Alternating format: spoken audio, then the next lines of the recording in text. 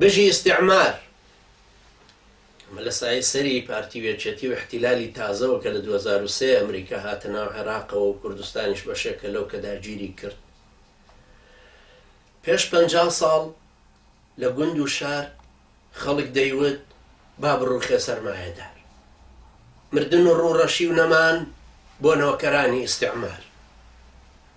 کەچی کاتێ بەسر پێرار کە کوردێکی مستەزعەفی کەرکووکی لە ماڵی خۆی بەسووکی لەگەڵ زاروی بچووکی کەوتە هاوار مردن بۆ ڕێباز و هەستی هێزی ئیمپریالیستی. با بڕوخێ ئیستیکبار، مردن و ڕوڕەشی و نەمان بۆ نۆکەرانی ئەمریکا و دار و دەستی. هێزی پارتی وێچەتی بە تۆمەی تیرۆریستی کیسەی ڕەشیان کردە سەری و زنجیریان کردە دەست.